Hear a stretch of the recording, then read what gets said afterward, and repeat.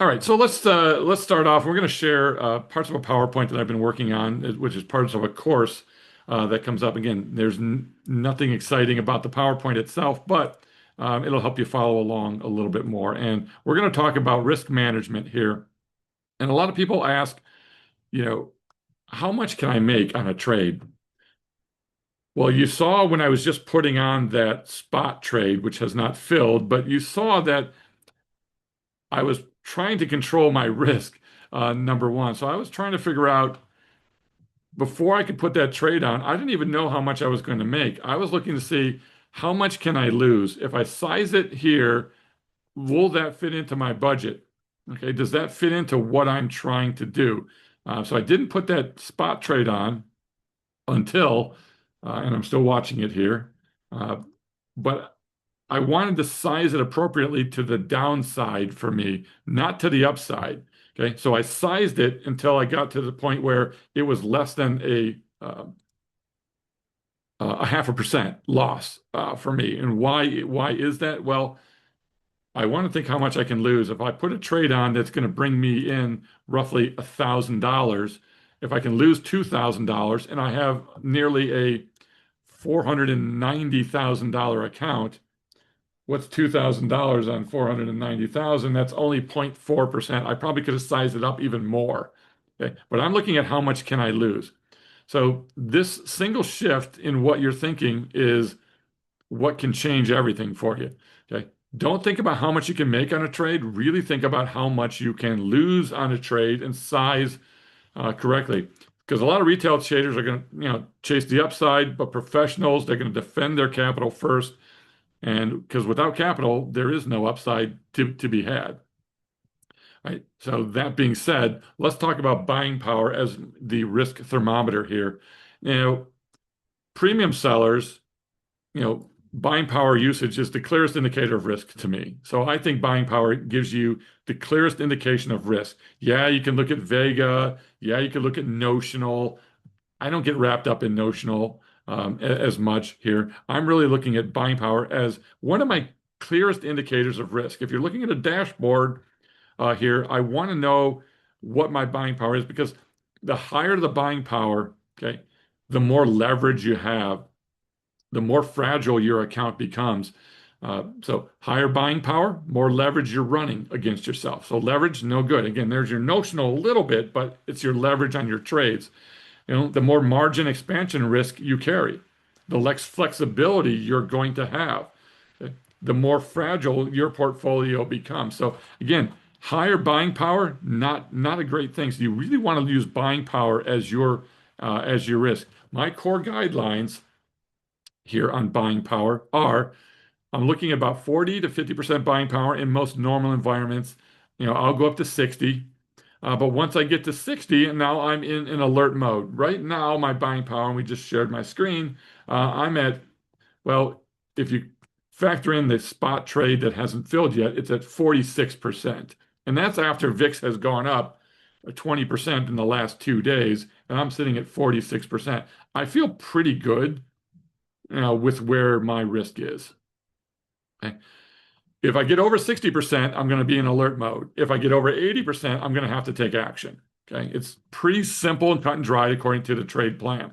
Okay. I'm not going to initiate any new trades above 60%. So once I get 60%, time out, stop, don't trade at that point. Okay. Never allow any sustained exposure near the max BP. So, if it would run up to 85%, I got to start taking some action, but I don't want to live there too long. So if we get near max BP, you don't want to live there. You don't want to live in the 60s too long either. So sustained exposure, like just being out in the sun, you don't want to be out in the sun too long on a super hot sunny day without some sort of sunscreen. Okay, it's the exact same thing here. If your BP stays up around 60 for too long, you're going to get sunburn. So a burn's going to happen at some point. And also, if volatility expands, your BP requirements are going to expand. Your BP will expand as vol grows. So if you don't manage your BP, your broker is going to manage it for you. So there's a saying for you. And it's not really a motivational quote, it's a reality. If you don't manage your BP, okay, the broker will. Okay, and that's just some margin reality there. You don't want to be forced into liquidation here. So, position sizing is going to equal survival in your portfolio. Most traders blow up not because of strategy, but because of sizing. Okay? Sizing is what kills. Okay? You didn't pick the wrong trade, but maybe you did pick a wrong trade. But you know what? There's plenty of wrong trades out there. I mean, I just closed a SoFi trade. I didn't have to close it. I just wanted to close it because I wanted to get out of the trade. Okay? And because I had sized it so small, it's a couple $100 loss on a $500,000 account. Not a big deal. Okay. Even if it had blown through my stop in this spot trade that we're putting on, it's a 0.4% max loss or income. Okay, or I should say the max loss is 0.4%. If I would blow through that and miss it, and it would go twice as bad and go to a 4x loss, I'd still only lose 0.8%. So if you're sizing correctly, you get to live another day. Okay. You can survive bad trades all day long, but you cannot survive bad sizing. So that size is also going to determine your longevity here. Let's talk about some sizing rules. All right. Never risk more than 2% of the total portfolio on a single trade. Never allocate more than 40% of your BP to any one strategy. And again, smaller size is going to equal longevity to you. So you don't want to get too large in size. And longevity is going to allow the probabilities to work out. Remember what we talked about earlier, too, is volatility will always, always, always, always, always mean revert. Okay. It can spike up. VIX can go to 60, okay, but it's going to go back down to 20 or 18. Okay. It's always going to mean revert. It can spike up into the mid 20s here, and then it's going back to 14 to 16 or something. Okay. It's always going to mean revert on you. If you can survive that because of your small size, you give yourself more time to let the probabilities work out. So professional trading is not necessarily, again, about maximizing your returns. It's really about maximizing your survival. Okay. So there's a couple things to say there. And when we start to look at regime structure, this is really the key to everything. And I've been talking about this for months and longer. Okay. Risk isn't static. It adjusts with the environment. So risk doesn't always stay the same. It's going to adjust with your environment. So you want to implement, in my opinion, this is the core concept of what I've been trying to push on everybody here is regime-based position sizing. Okay. Regime should determine your allocation. If the trade aligns with your current regime, then I think you go full allocation. Okay. What did I do on spot? Well, spot is only partially aligning with that. Spot is a neutral to bullish trade, and we're in a slightly bearish to neutral environment. Okay, so I'm right around that 1%. Technically, I'm putting on a trade that's counter to the regime. So if you're aligned with the regime, 2% risk of your net leg. If you're partially aligned, which means one of them is a neutral, is neutral. If the market's neutral and you go bullish, that's partial. Okay. If the market's neutral and you go bearish, that's partial. If if the market's bullish and you go neutral, that's still partial. Okay. But if you go completely counter to it, if one of them is not a neutral type of trade, then you've got to size down if you're going completely counter. If the market's bearish right now, you should not be putting on bullish trades at 2% risk. It should be at about 0.5%. Okay. So right now, I think 1 to a 0.5 is where you should be. Does this make sense? I know crude stuff out there, but this screen here, this would be the one I'd focus my entire trading on. If you would use your position sizing and base it on regime, and you would keep your buying power in these modes, you're going to survive pretty much anything that happens out there outside of black swan type of events. So, you're not guessing here. You're just allocating based on the probability, and you're aligning the probabilities with the current regime. Maybe there's too many words in there, but that's really professional capital management, folks. And you can create discipline through the structure um, that you go here. So understanding that here is creating discipline through your structure. It's an important, psychological piece for you because structure is going to reduce your emotional decision trading. If you follow this structure, okay, it's going to prevent you, okay, or any structure really is going to prevent you from making emotional decisions. So when size is predefined, you don't panic, okay, which is a great thing out there. So before I get to the next slide, if size is predefined, you're not going to panic. You're not going to revenge trade. Okay? You're not going to double down. You're not going to oversize winners. You're not going to freeze up on losers. Okay? Because your size is predefined and you're going to stick to your plan. There's no emotion left in anything here. Okay? We're totally going to take emotion out of it. That Spotify trade is still funky right now. All right. So structure creates emotional discipline or emotional control. Okay, so I think it's another important point to take away on here. Position sizing is a discipline that's embedded in math, if you want to think of it that way. So profits are a byproduct. Risk management is our system that we're using here overall. Right. So there's a couple things for you to take away with on this training today. A little bit of a short training on risk and what we can do with risk.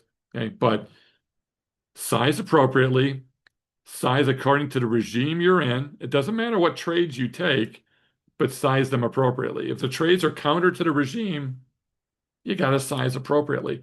When you do that and you keep your buying power under control, you're going to find yourself a much better trader. Don't just trade any trades. I mean, they've got to have your structure on it, but you can find that you can have a lot more fun throwing on some spec trades or something when you size them properly. Okay, if I'm going to throw this spot trade on, okay, great. It's a spec trade. Okay, size it properly.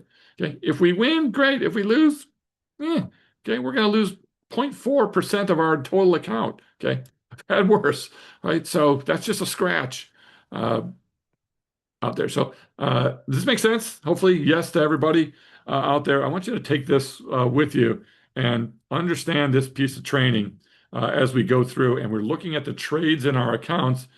All the trades in my accounts adhere to these measures. And I'll share a little document with you. I'll share the screen size with you, but we'll put this training out separately. But this is the kind of stuff I want to keep making sure that we're covering with everybody here in the Discord, because it's really important for you to understand these kinds, especially if you're new to the Discord or if you've been here forever. I think if you watch your risks, okay, structure according to the regime, and size appropriately, you keep your buying power under control here. And like I said, don't stay at that 60 or whatever your max buying power level is. It's like being on the beach in the sun, man, without suntan lotion on. Okay, you're going to get burned, okay, if you stay at that level too long. I will hit it. In fact, we'll take a quick peek here. I'll give you a couple quick peeks at the account. Nothing extraordinary here. I've got some good examples. So let me do this really quickly here with you. Last thing, and then we're going to go. Okay, we're just going to take a look at the account for the year so far. So when we started the account on the 2nd of January, I just want you to focus on BP usage because you can't really see everything else here, although you get a little sense of theta and delta. That's not really what we're discussing today, but look at my BP use. So 56%, okay, which is down from 59 at the end of the year, 56%, 53, 59, 60. So I'm hanging in this 60 level a bit longer than I wanted to. But when you look at what was happening out there on, I can't pull everything up and show you at once, but let's see if we go to the daily chart on ES, and we're looking at the beginning of January. Okay, we were in a nice uptrend. I mean, we were in a great uptrend. We had just bounced on January 2nd. We bounced off the 21 and we ran up above the 8. We stayed above the 21. 8 was above the 21. Everything was perfect. It was an absolute bullish regime that we were in. My trading plan will tell me, okay, that I'm going to allocate about 55% BP usage at times. Okay, so I'm pretty close to where that was, but I'm in a really bullish regime with those types of trades. So I did stay on the beach a little long here. We got 65, we got the 70, backed it off to 65, 69. Okay, got up to 72 by the 13th. A little much, but we were still in a good mode. Okay. Then we backed it back down. Okay. Then back to 60, 59, 58. We hit a 60, then we were in the 40s. Okay. On some things here. So you can see that buying power really moves around. If we look at this month, we've been at that 55%, which is my normal percent. I get to 64 for a day, it backs back down. We've been in the 40s, back to the 50s, 53, it backs back down. Get to 55, it back. It's going to gyrate a little bit as you go through here, but it shouldn't be staying in, and it wasn't at 65 or 70 or staying at those levels too awful long out there. All right, so I hope that makes sense uh, to you, but uh, my BP, yeah, I just track it in my Tasty Trade account at the end of every day. Okay, I'm going up here to this upper right. I have BP usage as part of my header because I'm tracking my delta, my theta, my vega, my BP usage, and then my BP usage percent along the top here. So that's what I'm getting with. Okay. That's how much buying power of your net lick that you're using. Okay. So how much of your net lick margin, okay, are you using? Okay. So on TT, it's pretty easy to track um, with that. So you can kind of see where those things come from. And we're only down a couple $100 on the day. So overall, not a bad day. Pretty good week. We've had a couple great weeks, couple great months so far. All right. We'll wrap that up here for you. So hopefully this is a good training for you and you get a good sense of what we're doing.